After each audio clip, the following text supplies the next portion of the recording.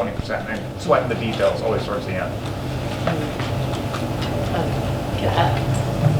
You know, one of the most attractive things about DH for me was just the ability to fail and the need to fail and to fail several times before you even get it like partially right. And so all that failure time is just the needed time to get it right for me. You know, so I've got to screw it up at least 6 times before I even get it, you know, partially okay.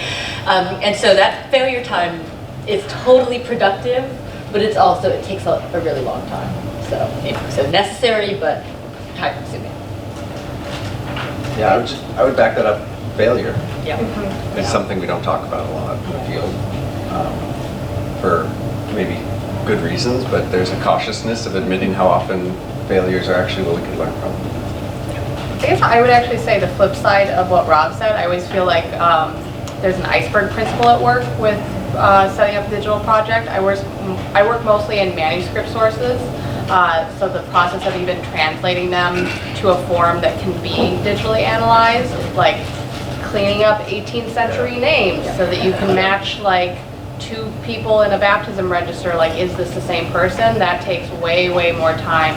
And even just like transcribing it. Most of my stuff is not being digitized by the libraries it's held by. So I guess the answer is all of it. All of it is still accessible.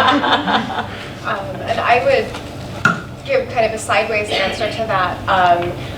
Frequently the basic labor of digitization and digitizers and everyone who's been involved in those workflows, I think, especially in like an English department standpoint, the people who are scanning the books and making them OCR compatible and all of that are just entirely invisible. And I think that that's kind of an ethical problem at the center of digital scholarship. And if you're interested, I rant about that a lot in my book. So. Okay, great, very good answers, thank you. What support, or sorry, how can academic libraries make a more positive impact on your work?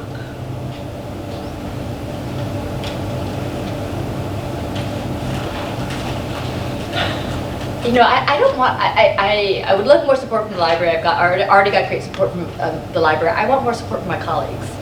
I want more faculty to be involved and involved actively. Like I want, you know, I feel like that's where the push needs to come, and to, you know, to just have this really lively faculty community. I feel like, I mean, the library is extremely lively already in terms of digital scholarship and digital humanities. But I just want my faculty colleagues to come on board and to, you know, to engage in a much larger project. So yeah, so I feel like libraries, check, already done. But faculty need some more work. Yeah, I would just second that. We need to rethink the relationships between libraries and all the people who use them as a more mutually beneficial relationship. I think we're already. Yeah, we're already seeing. We're already seeing. I think we're already past a certain transformation where libraries are explicitly being recognized for knowledge production in a lot of ways, but oftentimes there's a lot of people who aren't interested in contributing to that process and are just kind of waiting on the other end for the thing they need. And it's a bigger transformation of academia that would come with that. I think it would be interesting to flip the question. What can people like me do for academic libraries?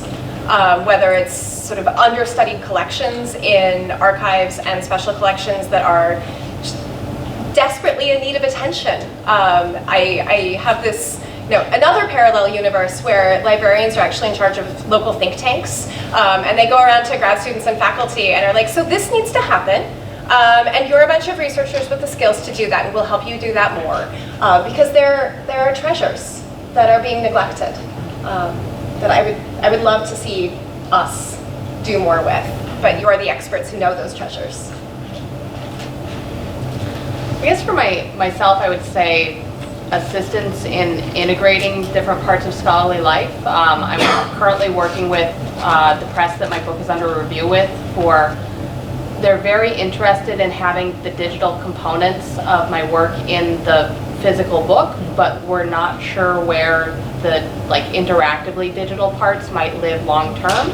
And maybe my colleagues that are here from the Albany Library might have an answer for this, but the last time I checked, the library was only able to store flat files, like flat HTML files that I wouldn't be able to update and that wouldn't be able to host like interactive components long term. So right now my press, like the option that they're giving me is I can host indefinitely for the rest of my life, like these components online, which is a very fragile thing as far as scholarly publishing goes. So like, how might a scholar's life be integrated more? Because like the single best thing that the Albany Library has done for me was they didn't have somebody on staff who could answer my JavaScript question that was very fiddly and specific, but they could tell me who else in the university could. And I think that that idea of the library as resource center is one that's incredibly valuable for people doing digital scholarship. Oh, it's me.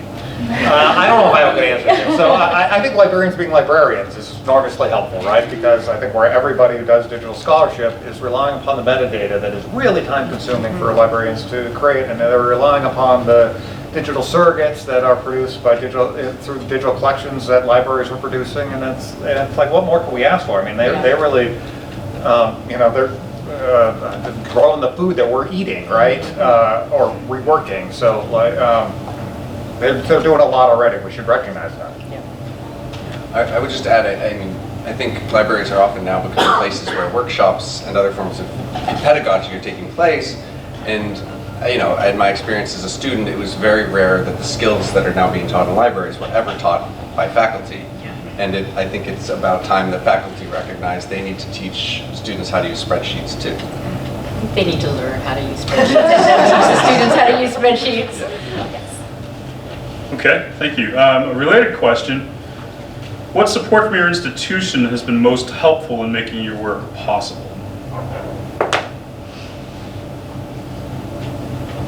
I said this morning, hard money for my staff salaries. I mean, because I'm so grateful that everybody on my staff is on hard money.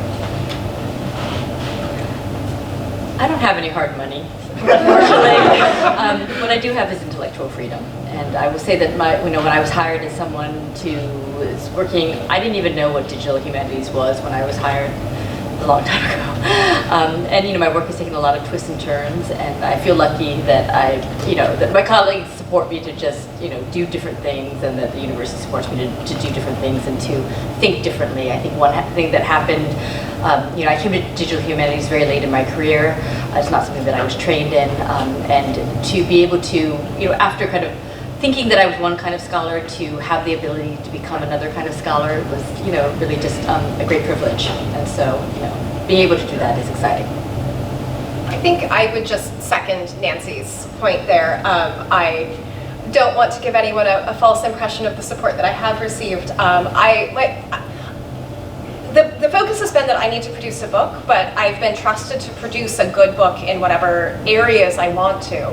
So I'm writing a book about the digitization of medieval manuscripts over the last 40 years, and connecting modern invisible labor to medieval scribal labor. And my colleagues in the English department and in medieval studies are incredibly supportive about the fact that I have a chapter on interoperable metadata, and all kinds of things that an institution that was less supportive of intellectual freedom would not allow me to do as a medievalist, because it would be a step too far. So I think that's been the most helpful. And getting to meet with the metadata librarian who helped fix my chapter on metadata.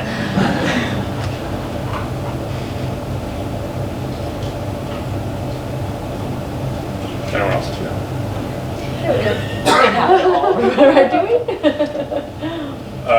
I would say just hard money and freedom. Hard money and freedom. Yeah, sound great. Where do we get the hard money part of it? I feel like we've been It could be a band. I like that. Let's put it to music. Hard money and freedom. I doubt anyone in this room would argue against either of those things. It could be the new academic soundtrack. Then a related question. What resources for support from your institution would you like to have that you currently do not?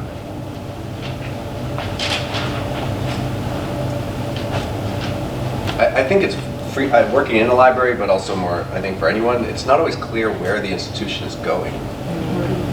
So I don't really know what other people above me have in mind for the future, and I'm certainly investing in making certain plans that may not fit into their plans.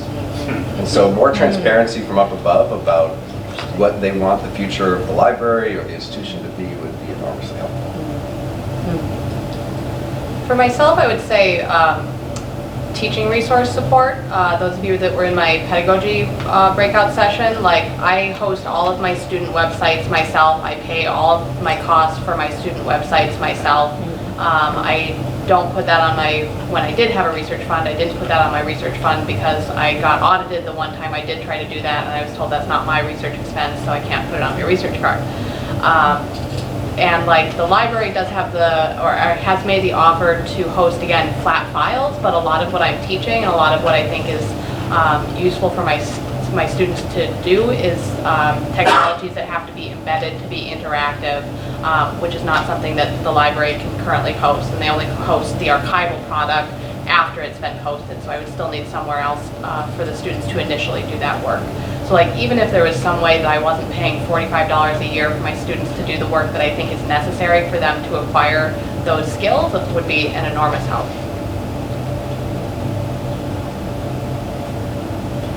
Anyone else want to take a crack at that? What resources would you like to have?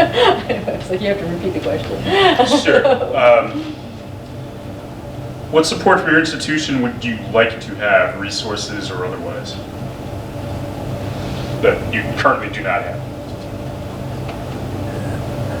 I feel like my paper is a very long answer to that on one way. Beyond that, because I'm really interested in digitization and because we do actually have really amazing collections that are not as visible as they could be, I don't actually think it's probably economically feasible for every SUNY campus to create its own in-house digitization program, but it would be exciting to do some kind of SUNY-wide flexible something team, which is ridiculously expensive in terms of time and people and all of that stuff. But you asked what we like, and I think that would be amazing. Anyone else? You know, I would love to have the freedom to go to the Digital Humanities Summer Institute every summer for all 2 weeks and to bring like slews of people with me, grad students and colleagues with me, you know, that kind of training, you know, on a campus that doesn't have, you know, we're still trying to build something to, like, those experiences are really, really important, and they just kind of energize you, and you know, enough to kind of charge you to get through a whole year, I think. So that would be, I think that would be something, you know, something like that that would give us a chance for exchange. You know? Yeah, I also agree with that last. The opportunity to go somewhere for a 2-week-long workshop and learn these skills and work with people who are doing similar projects, I think, is very important. Next question. Since you've been doing digital humanities or digital scholarship, how has the work changed?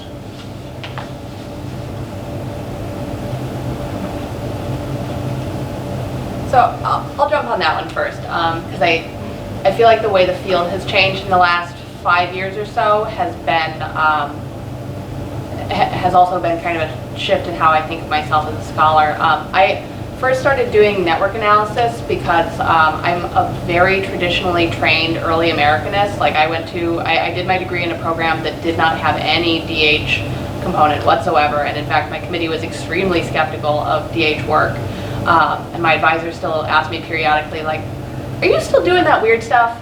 To give you an idea of the kind of weight that my training put on this. I kind of fell backwards into DH work because I was working with an 18th century account book that documented, like, so-and-so bought a shirt for so-and-so. And these names and these connections kept recurring throughout this. So I was sitting in my TA office and I started doing, okay, so I've got this guy over here, bought a shirt for this woman. This woman bought a pair of stockings for this person's kid.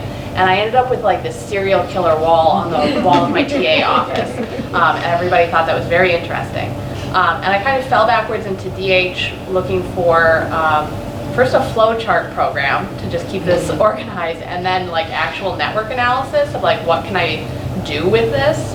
And I feel like there's been a shift over, since I kind of fell backwards into DH in circa 2010 or so to now, of more emphasis on visualization and making things accessible to non-specialists. I felt like, at least in 2010, like there was certainly a welcoming atmosphere in DH of like non-specialists can learn to do this, but you still had to learn to do it.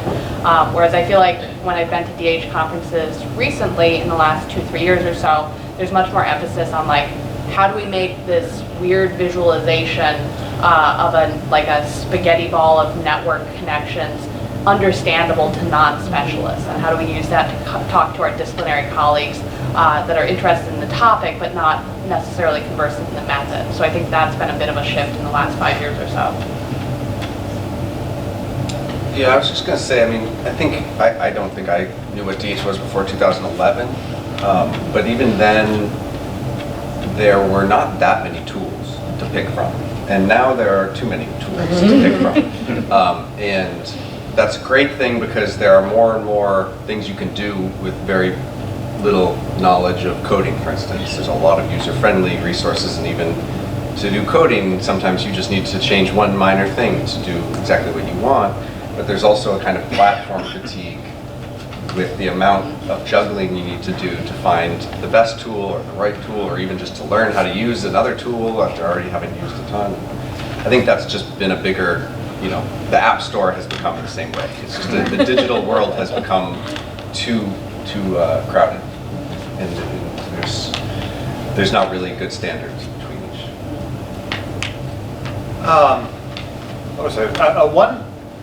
This is not obviously the whole field, certainly not the part of the field that I work in, but it does seem to me that there is come to maturation a cadre of scholars that are like a half generation younger than me, that learned how to do this themselves and don't need like a programmer or collaborative team to do the work, and so they end up doing the technical work and they end up doing the interpretive work. And I think they do it better because they understand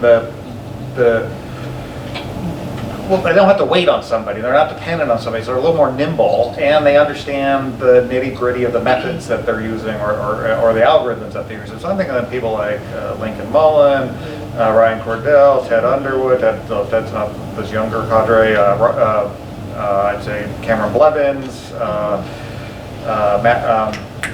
Ben Schmidt. That they really have strong technical chops and end up producing, Lauren Klein might be another person, right? That they end up producing work that's appearing in flagship journals in American Literature, American Literary History, JAH, HR, that is not the product of massive amounts of collaborative team or massive collaborations, sometimes collaborations, but they're really involved in the nitty-gritty of this work. And so it's an odd kind of way where I feel like there's a portion of this that is broken off and is returning to like the lone sole scholar, engaged with the text, using computational methods, writing up. But it's not. Let's find a statistician, a data scientist, and a designer, and a Python. They don't need that. They could do this. Yeah, that's funny. There's, I can't remember his name, this Dutch scholar. He's one of the people who's on that digital Orientalist team, and he has this classification. He has these like 5 different types of digital humanists, and it's actually really interesting. You can find it. I'll tweet it out to everyone so that you can listen to it. And he calls that person the new type of digital humanist, which is the centaur. Okay, like half man, half machine, or half person rather than half machine, but this is a very new type that used to be, these various types of like the kind of person who had the domain knowledge but didn't have the technical knowledge, or someone who had all of this kind of creativity but had a team of people working underneath them, right? And there are all these different models, but indeed the idea of this kind of centaur as this new digital humanist, it's going to radically change things in the next 10 years, right? If we're talking about it, everyone's talking about 2011 as being, a decade of digital humanities. The next decade is going to look very different because of the way in which people are trained, the way they think, the way their minds are wired, I would say. Yeah, I'd say, like, I'm thinking of Ted Underwood again, he's called this DH a semi-normal thing, and it does feel like one thing that's changed is lots of departments have DH people, and they're just, yeah, there's this kind of recognition, somewhat broad recognition that lots of departments are more accepting and more interested in this work, and they hire for somebody that does. No, you know. I think semi is an overstatement. I would see like, I don't know, what's less than semi? Right? Yeah, I mean, Semi. I mean, well, I will say, so there are those sites where DH is normalized, but then there are these places where it is still highly contentious, right? Yeah, and those claims of, digital humanities being this neoliberal agenda, and, all of those kinds of critiques that we hear over and over again, and this kind of quantified approach, that has sucked the interpretational life out of the humanities, I mean, I think that's still also very, very, very present, right? And part of the issue has been about money, right? And so there's those who are enthralled by the potential of funding and big NEH grants and things like that. Is that commitment really there?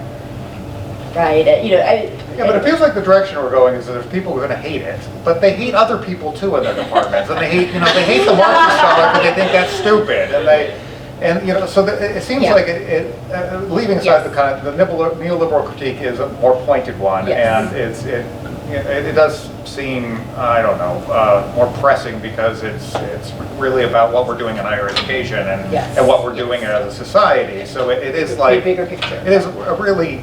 It's not a petty critique. It's one that it hurts to hear. Yeah. But it just does seem to me that there's some move where like I don't do that kind of work, but I'm kind of glad that somebody else does it, and I feel that way about people who do conventional work. It's like I'm not an evangelist for DH at all. I think conventional methods and people doing conventional methods usually produce some of the most interesting work. I love reading that work, right? And they don't, I'm not going to say like, you need to do DH. Like, no, you do you. You do good work. Wait, but doing that. But Wagner, you never hear a paper and you're like, there's an app for that. Right? We're going to get the paper, just like what Maeve was talking about drawing. You're like, there is a way to do that would, you know what I'm saying? So I mean, yes and no, right? Can I ask a follow-up question from a different angle? So it seems to me that one of the kind of grand narratives we tell is that in the bad old days, it was a scholar alone in their garret, a lone wolf working, suffering by candlelight, pushing out these single things. And now we have evolved and we work in teams and there's collaboration and it is better. But if the centaur is the future, do we miss the teams? Is there a place? Will there be a place for the teams? I just want to say I think the centaur is a myth. Okay. I mean, the same way the lone scholar. Are you a centaur, Alex? Everyone wants to be the centaur. I mean, I think partly what I was saying about the tools becoming more accessible and widely shared is partly why some people can get by seeming like they're doing it by themselves. Like they depend on Google releasing an algorithm that they can then use. Okay. So there's been a lot more. I mean, even GitHub has become a more there's more there than there was 10 years ago. So I mean, I think there is more. It's the same way the digital native is a little bit of a myth, but it makes sense that there's going to be younger generations who are more fluent with the types of technology they need to use. But I still feel like they're very dependent on a lot of other people doing similar work. Oh, but everybody's dependent on everybody. Everybody's dependent on everybody. You take your hermit, and he's still dependent on the work that preceded him. He's still in conversation with that. It's just a very slow-going conversation that sometimes doesn't necessarily necessitate actually working with a human being face to face. Yeah, my main thought was just along with that there's been a diversification of the field, and it's still slow. But 10 to 20 years ago, most of the people working in the field look like me, and I would like to think there are more people who don't look like me working in the field. Though that needs to be more than that. But it's still very slow. But I think there's at least an onus now on everyone to try to make it that way. I think this emphasis or this wrangling back and forth between collaborative versus more single author work, I think in my ideal world there would be room for both, because I think that while the single author work or the centaur has in the past been used to kind of valorize the single male author or the single male polymath, I think that the single author model also makes room for people who are not at a large, well-resourced university with a DH center that has access to a team, or the resources to travel to conferences to build those networking connections. I don't really consider myself a centaur, but I have never worked collaboratively with anybody because I was trained at a university that didn't have a DH center, that actively discouraged collaborative work of any kind. And here at Albany, I certainly have supportive colleagues, and my department has written tenure guidelines that support collaborative work or digital work. But from the university, the only collaborative support I've gotten was literally 1 hour of a developer's time in IT on his lunch break that I'm pretty sure he wasn't being paid for. So like, I think emphasizing one model or the other kind of shuts out different kinds of people at different kinds of institutions.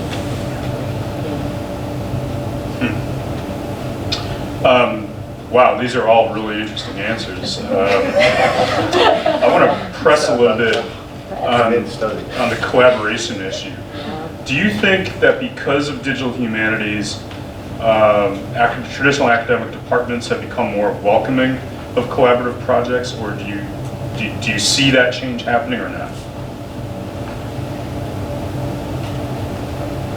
Well, I mean, there's optimists and pessimists, I think, on this panel, right? So maybe we should take it from both sides, right? All right, let's start with I feel like Rob is very optimistic, so. No one has ever accused me. I mean, I'll say I think I have less to say because, I mean, I'm not currently in an academic department. I do, most fellowships that I see for digital humanities research are not collaborative. And where I work, where I did my graduate study, they were, you apply because you have a project you want to do and you get money to do your research project. I would love to have fellowships that were like, we have a collaborative project going on, you apply to join this project, learn from it, contribute to it. I'm not seeing that as often. So I think in terms of the hard money or the soft money, when it's being, led by the institution, it's not always actually supporting collaborative work. It's more of a kind of European model where they have these large projects where, Yeah, that definitely happens. Speaking as someone with a senior colleague sitting behind my right shoulder and kind of thinking about Bridget's talk this morning, like I don't think I'm as nervous about things as Bridget may have been or may have talked about earlier today. But I think it's much easier to be optimistic as a department than it is to be as an individual junior scholar.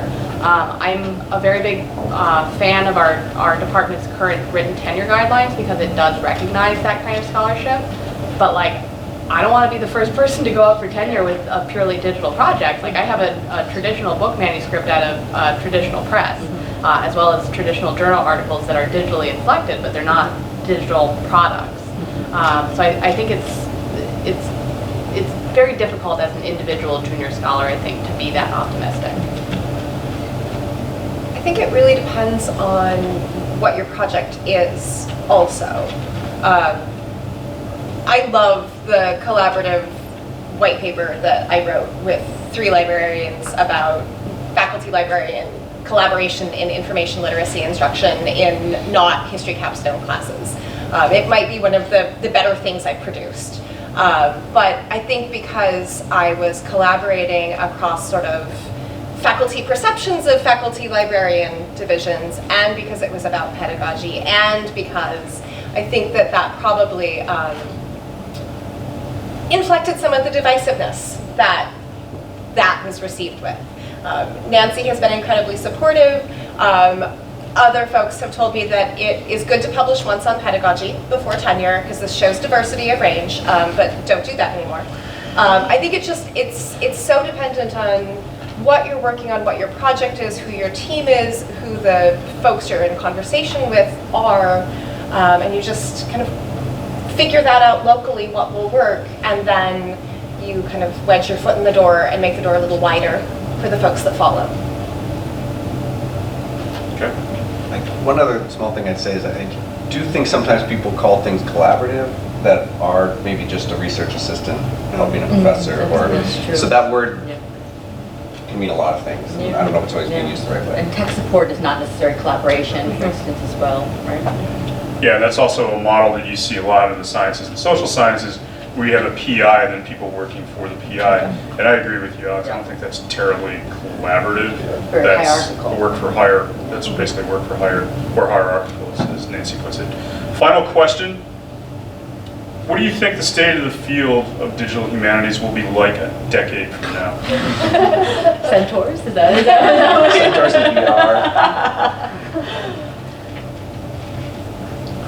I mean, the aspiration is that it won't be digital humanities, it'll just be humanities, and a lot of people will do it, and it'll be integrated, and some people won't. But those who do it won't necessarily be somehow, some kind of, magical, mystical creature that has a horn coming out of its head, or, and that it'll be fairly integrated, and it won't be controversial, right? And then these questions that we really poured over today about acceptability and about what counts and about meaningfulness in terms of impact will have already been handled. I mean, so that's aspirational. Will that happen? Check back with me, circa 2029. Yeah, I mean, I would hope we continue to have work that appeared that where DH and computational methods are integral for the interpretations and the analysis and the arguments produced, but the point and the interest of those pieces is the interpretation, the argument, and the analysis, and so that they're interesting to people who don't care about DH as DH, right? But they're interested in this because this made them think differently about an author they're interested in, or about capitalism or whatever, so it makes contributions to disciplinary arguments and disciplinary conversations. I'd say that's one thing, and then I think it's done fairly well here, is at least in history, is in kind of using digital media as a method for reaching broader publics, and I hope that continues, right? I mean, as we in a world that's dominated by STEM and dominated by vocational thinking, the contributions that DH can make to thinking about culture and issues of inequality and society and politics and citizenship, these are meaningful, so that you hope you can use DH and use digital media as a method to have the humanities translate and contribute broadly to the public conversations that we have. My fondest hope for 10 years from now is that it will be easier. In the 5 years since I finished my degree, I cannot tell you how many of the sources that I spent laborious hours circa 2011 or 12 hand transcribing so I could do my analysis are now available for download online. If I had waited 5 or 6 years to do this, I would have been able to just bing. The American Philosophical Society is digitizing and transcribing, so not just imaging their resources, but actually doing transcriptions that you can download in a spreadsheet form of a ton of their stuff. And I think that as that accelerates, it will just become much more easy to just make that first step in, because that has always been, for the early modern stuff, the hardest and biggest step of just getting it into a format that can be analyzed. The other thing you made me think of this is, I am no expert in this by any means, but Google's DeepMind project, what is it? Whatever, their chess playing engine became the best chess playing thing that in 4 hours that it ever existed in the history of the world. It became a 3,100 rated player, right? And he just beats the Alpha something. No, it's Alpha Go's their Go one. Alpha Zero, that's their chess playing. Right? And it just seems like these kinds of neural network techniques and AI techniques, how do we have crappy OCR at this point? You would think that you could take Google in 4 hours with the best OCR reading program. Why we cannot take an image of a 19th century newspaper and get decent text? Seems like this has got to be an issue that is going to be resolved and will dramatically affect the amount of material that we have for computational analysis, right? And I would say the same thing about, we spend an immense amount of time georeferencing these maps. It got to be that these neural networks, you give it a map and it reads it and it georeferences and georectifies those things. It just feels like there's going to be a lot of automatable tasks that will speed some of these things that we're spending a huge amount of time on, so that we could do more interesting work of analysis and interpretation. I think, but I'm no AI expert. And I kind of wonder if that will bring us back to the collaborative model of we can do some of our own coding now, but we can't do the AI, the neural network stuff. So for part of my work has been interviewing digitizers and people who work on digitization teams about their workflows, their processes, how they think about their labor. So my answer is actually going to quote someone else. And when I asked Dot Porter at Penn what she dreamt would happen with the data that were created by the Bibliophily project, she said she wants the thing that she can't possibly dream of to be what someone does. She wants someone to take 160,000 images of medieval manuscripts owned all over the greater Philadelphia area and do the things she wouldn't think of. And I think that's a really good answer, so I would say like Dot's answer.